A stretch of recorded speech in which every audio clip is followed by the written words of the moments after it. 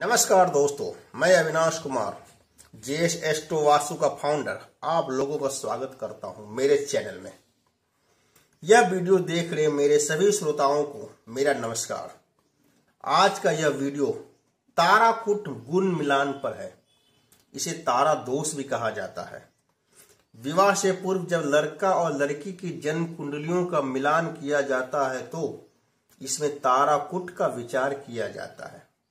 8 तरह के जो कूट हैं, 8 तरह के जो गुण हैं, उनमें से ताराकूट भी एक गुण है। तो यह तारा क्या है? जैसा कि हम सभी जानते हैं कि जन्म कुंडली में चंद्रमा जिस नक्षत्र विशेष में अवस्थित होता है वह नक्षत्र विशेष व्यक्ति का जन्म नक्षत्र होता है। व्यक्ति के जन्म नक्षत्र का उसके जीवन में गहरा प्रभाव होता है। व्यक्ति का जन्म नक्षत्र व्यवहार, जीवन शैली, विंशोत्तरी दशा का संकेत देता है। विवाह में मानसिक व्यवहार का मिलना और एक दूसरे के प्रति सहज होना आवश्यक है, अन्यथा यह मानसिक तनाव और विवाह में मानसिक प्रेम की कमी लाता है। मित्रों, यदि तारा मिलान हमारे जीवन में, हमारे कुंडली में यदि नहीं होता है तो शादी के बाद लाइफ पार्टनर कितना ऑस्पिशियस है, यह शादी होने के बाद ही कई लोगों के जीवन में ऐसा बदलाव आता है जो बहुत ही टिपिकल होता है, कॉम्प्लिकेटेड होता है। कई बार कई लोगों के जीवन में बहुत अच्छे बदलाव आते हैं यदि तारा का यदि मिलान हो जाता है। साथ में तारा को 3 अंक इसलिए दिए गए हैं कि दोनों एक दूसरे के कितने रिस्पेक्टफुल रहेंगे, कितने रिस्पेक्ट करेंगे दोस्तों। तो अब हम जानते हैं दोस्तों कि हम लोग अच्छी तरह से जानते हैं कि किसी भी व्यक्ति का जब जन्म होता है उसमें जब कुंडली बनती है तो चंद्रमा को देखा जाता है कि वो किस राशि में और किस नक्षत्र में बैठे हुए हैं। यदि जिस नक्षत्र में बैठे हुए हैं उसे हम लोग उसका जन्म नक्षत्र कहते हैं, उसे ही हम लोग जन्म तारा भी कहा जाता है दोस्तों। उसके बाद के जो नक्षत्र हैं उसे हम लोग संपत तारा कहते हैं। उसके बाद के नक्षत्र को विपत तारा कहते हैं। उसके बाद के नक्षत्र को हम लोग क्षेम तारा कहते हैं दोस्तों। उसके बाद जो आने वाले नक्षत्र को उसे प्रत्यारी तारा कहते हैं। उसके नेक्स्ट नक्षत्र को साधक तारा कहते हैं। उसके नेक्स्ट नक्षत्र को वध या वाधा तारा कहते हैं दोस्तों। उसके बाद जो अगला नक्षत्र आता है उसे हम लोग मित्र तारा कहते हैं और उसके बाद जो नक्षत्र आता है उसे फिर हम लोग आदि मित्र तारा कहते हैं। फिर उसके बाद जो नक्षत्र आता है वो फिर से स्टार्ट जन्म तारा कहलाता है दोस्तों। उसी प्रकार संपत तारा करते करते हमारा जो 18वां नक्षत्र आता है उसे हम लोग आदि मित्र तारा कहते हैं। फिर जब 19वां नक्षत्र आता है उसे फिर हम लोग जन्म तारा कहते हैं। उसी प्रकार हम लोग जो 27 नक्षत्र हैं दोस्तों वो 3 भागों में बांटा गया, जो आप यहां देख सकते हैं दोस्तों। मान लीजिए किसी व्यक्ति की जन्म कुंडली में चंद्रमा यदि उसके अश्विनी नक्षत्र में है तो ये हमारा उसका जन्म तारा कहलाएगा दोस्तों। उसके बाद जो नेक्स्ट जो नक्षत्र आता है भरणी, वो संपत तारा, कृतिका विपत, रोहिणी क्षेम, मृगशिरा प्रत्यारी, साधक आद्रा और बध तारा पूर्णवसु आएगा दोस्तों। पुष्य नक्षत्र मित्र तारा कहलाएंगे, अश्लेषा नक्षत्र आदि मित्र तारा कहलाएंगे। फिर यहां से स्टार्ट होता है मघा, जो ये आपका 10वां नंबर आ जाता है उसका नक्षत्र, फिर से जन्म तारा कहलाता है। अब हम लोग पहले जान लें कि आखिर ये तारा का क्या महत्व है हमारे जीवन में दोस्तों। आखिर ये किस प्रकार हमारा प्रभाव डालते हैं हमारे जीवन में। तो जन्म तारा के बारे में कहा जाता है ये जन्म के समय मौजूद जोखिम, जन्म प्रक्रिया के खतरे, श्वास, दिमाग इत्यादि से संबंधित खतरे जन्म तारा से देखा जाता है दोस्तों। यदि उसका अगला नक्षत्र आपको संपत तारा आता है, ये हमारे धन और समृद्धि को बढ़ाते हैं दोस्तों। उसके बाद आता है विपत तारा। विपत का मतलब ही आप समझ सकते हैं, विपता, आपदा, दुर्घटना, दुर्भाग्य आदि ये बताता है दोस्तों। क्षेम तारा, ये ठीक ठाक तारा, अच्छे तारा कहलाते हैं, शुभ तारा कहलाते हैं। इससे शुभ घटनाएं घटित होती है, शांति हमारे जीवन में बनी रहती है। प्रत्यारी तारा दोस्तों, ये भी बाधाएं एवं विफलता को बताता है दोस्तों। उसके बाद साधक तारा आता है, ये हमारे उपलब्धियां, सफलता, जीवन में वृद्धि, स्थिति में सुधार इत्यादि को ये बताता है। उसके बाद आता बध या बाधा तारा, ये भी तारा हमारे जीवन, मृत्यु, गंभीर बीमारियां, आपदाओं और दुर्घटनाओं, दुर्भाग्य को बताता है।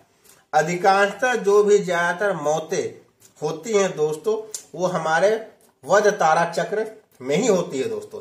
फिर उसके बाद आता है मित्र तारा, ये चिंता से मित्रता, सहायता, समर्थन, खुशी और स्वतंत्रता बताता है दोस्तों।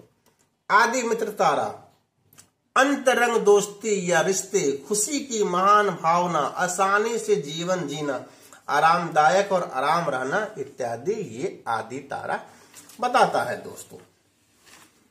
तो हमारे ज्योतिष में विपत्त तारा, प्रत्यारी तारा और वध या बाधा तारा को व्यक्ति के लिए अशुभ माना जाता है।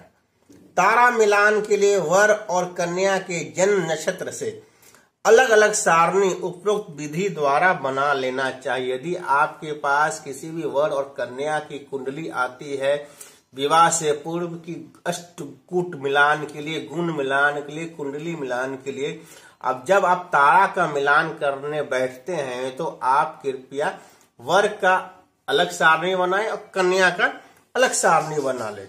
यदि वर और कन्या के जन्म नक्षत्र एक दूसरे के सारणी में विपत्त तारा, प्रत्यारी तारा या वध तारा हो तो यह तारा दोष का निर्माण करते हैं, यह अशुभ माना जाता है।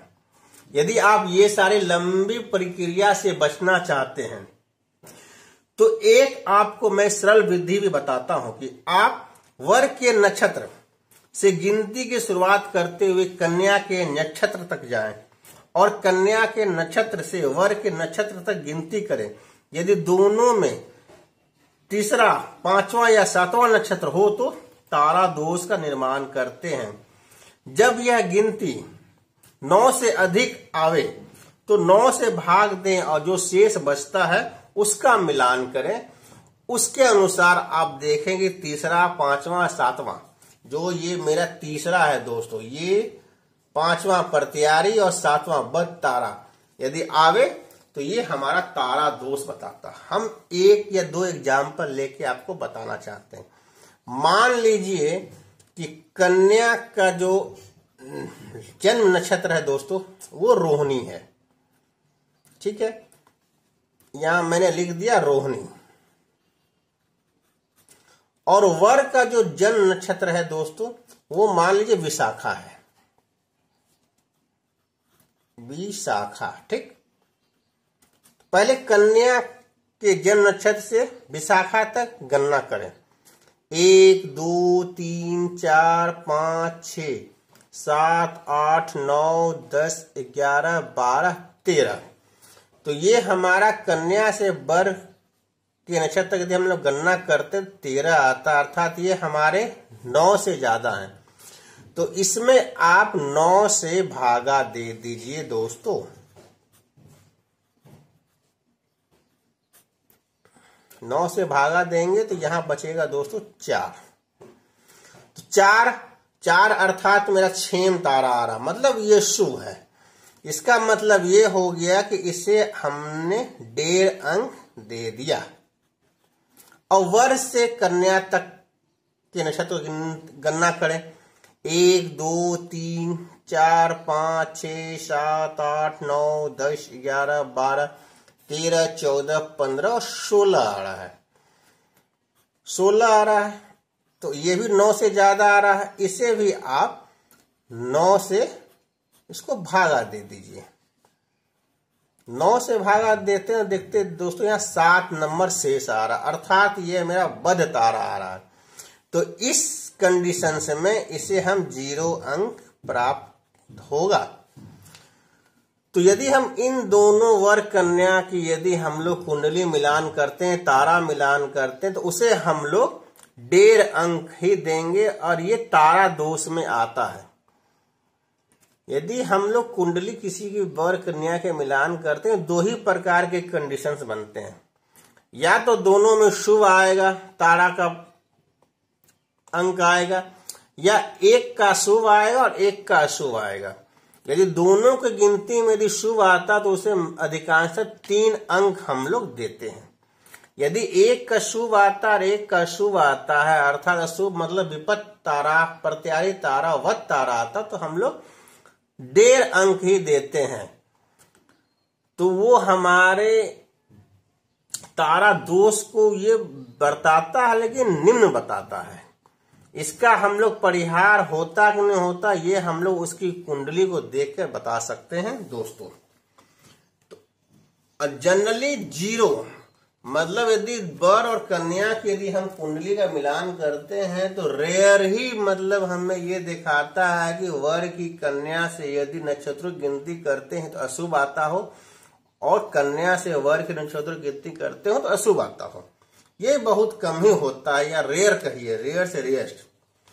जैसे कि उपरोक्त सारणी से स्पष्ट है कि यदि वर और कन्या के जन्म नक्षत्र एक दूसरे से तीसरे, पंचवें और सतवें हो तो तारा दोष का निर्माण होता। मैंने बता चुका हूं।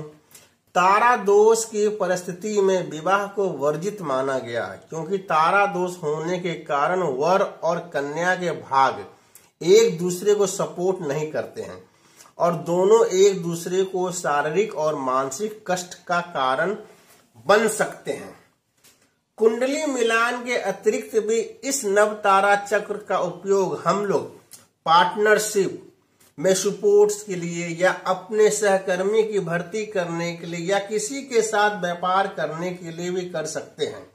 यदि 2 व्यक्तियों के तारा एक दूसरे से तीसरे, पंचवें और सतवें हो तो निश्चित यह शुभ स्थिति नहीं होती है।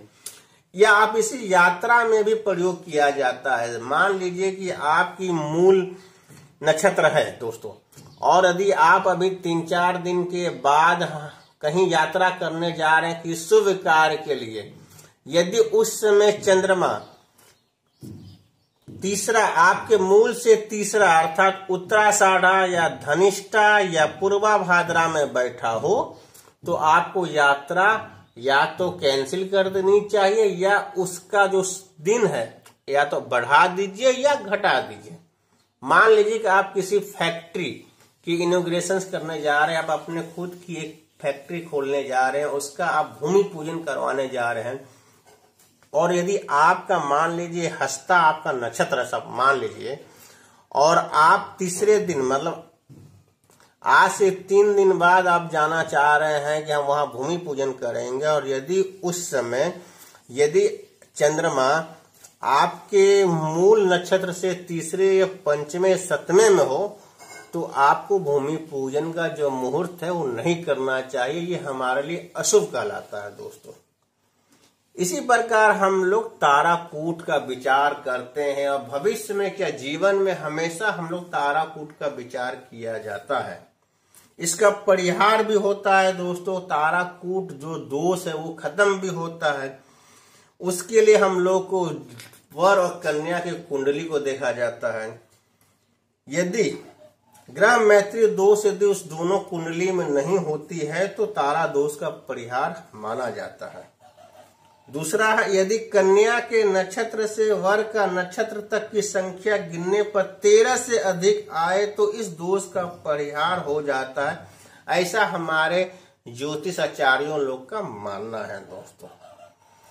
तो हमें आशा है दोस्तों ये वीडियो आपको अच्छी लगी होगी। यदि अच्छी लगी हो तो हमारे चैनल को सब्सक्राइब अवश्य करें, साथ में लाइक और शेयर करना कदापि ना भूलें।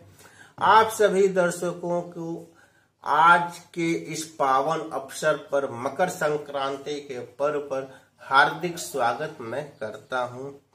सेफ रहिए, डिस्टेंस मेंटेन करते रहिए, हमेशा सैनिटाइजर से हाथ धोते रहिए और मुंह में मास्क अवश्य लगाइए यदि हमें कोरोना से लड़ना है और उससे जीतना है तो।